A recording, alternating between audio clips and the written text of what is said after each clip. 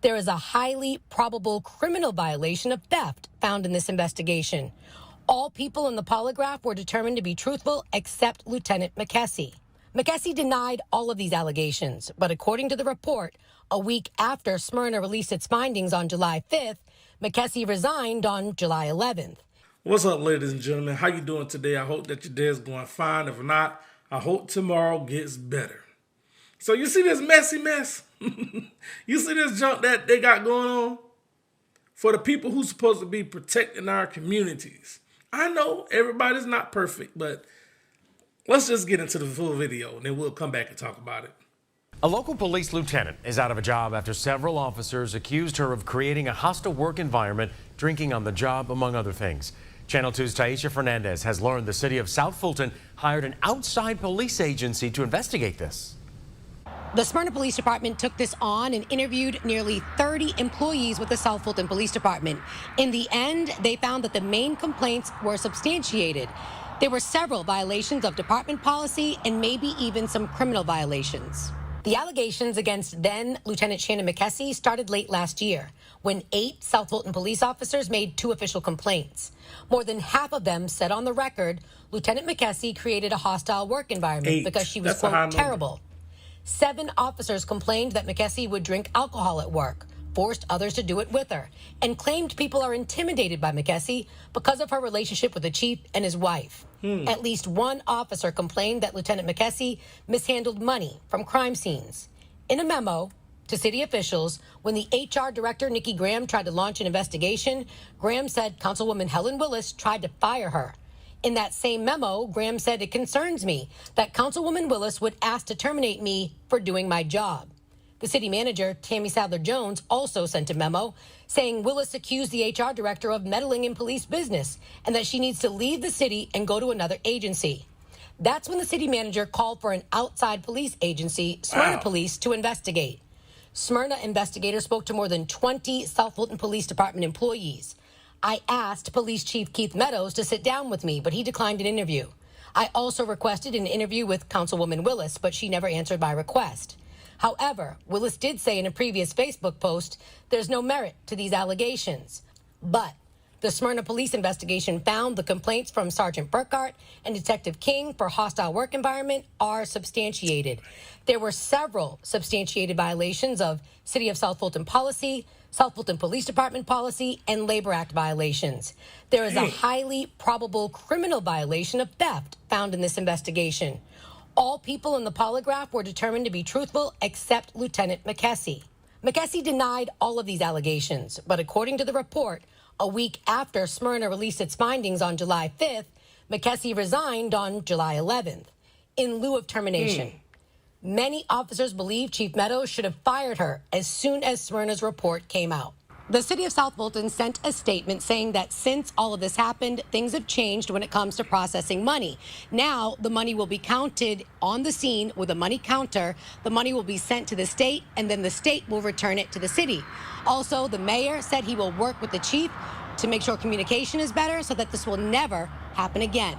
In South Fulton County, I'm Taisha Fernandez for WSB Tonight. Where there's smoke, there's fire. Man, she done got herself in a world of trouble. But you know what? Since she resigned, they'll probably hire her in another county over somewhere. You know, she still get her pension. She still get all of that. So she'll probably be able to go to another county and work. But here's the thing. I hate when people get in spots and abuse their power. I'm not saying enforce their power. I'm not saying don't do what you're supposed to do.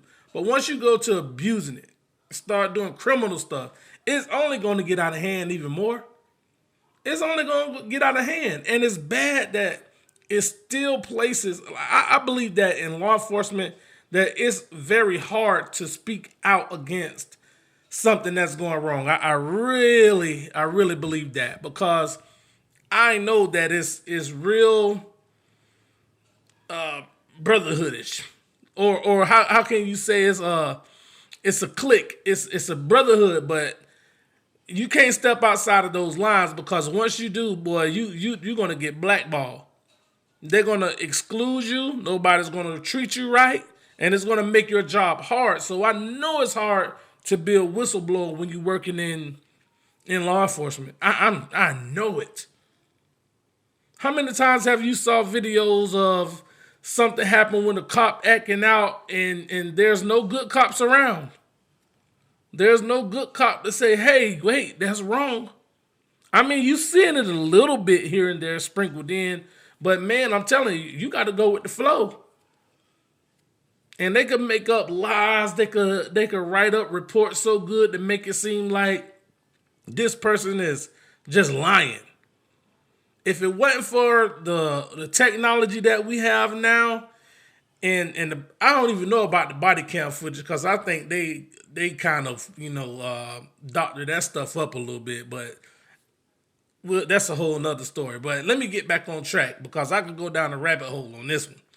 But for this lady to be in this position doing the things that she was doing, if it's true, which they already saying pretty much it is true, she need not to work in law enforcement. And this is me. I have a bias against lady cops. I do. Because one time, I came into an encounter with the female cop, it was pleasant. Every other time, this is my experience, I felt like they have to have a chip on their shoulder.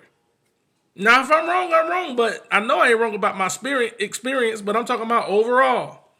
There might be some good ones out there, but for the ones that I've encountered and had contact with, one time that I had a decent, pleasant experience. Like, because you don't come up here and talk to me. I don't like that. Anyway, I digress off of that. But drinking on the job? How can you do your job if you're intoxicated, especially if you have to go out on the street? And then you're making other people do it. And I know it's some people who's easily led that may be new, may not know what to do, and you get them in and you take them under your wing, and then you're doing something and they know they ain't supposed to be doing it, but you say, here, just go ahead, it's okay. What they gonna do, tell you no? Not if they're gullible. But the thing that interests me the most in this report was when the HR personnel tried to launch an investigation and then the councilwoman stepped in. That gave me a red flag. Because why are you stopping her from doing her job? It's some other stuff going on that we don't see. It's some beefs in here we don't know. It's some animosities in here that we don't know about. But it's something there. Because why would you stop the HR person from handling their business, doing what they're supposed to do? But it's good that she didn't allow that investigation to go through, because if they would have conducted it internally, that lady would have still had a job. She'd have still been there. And these people who reported her, they probably would have been on the worst assignments ever.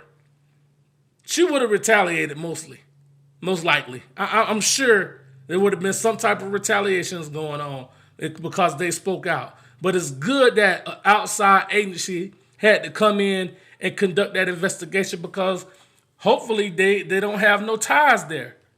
So whatever they find out, it's all going to be truthful. It's no biases. Yeah. But like I said, we can only hope that we have decent law enforcement personnel working and that they just do right. I mean, the same people who could be doing this crooked stuff be the same ones giving us tickets and pulling us over for minor things. And they back here having possible criminal activities that's going to be placed on them and put on their record. But they come out here and treat us like we're less than. That's my problem with the police. Treat me like a human being first. Don't you're not superior to me because you had that uniform on. But I ain't talking to the good ones. Let me know what you think about it. Drop it in the comment section. Until the next time, peace.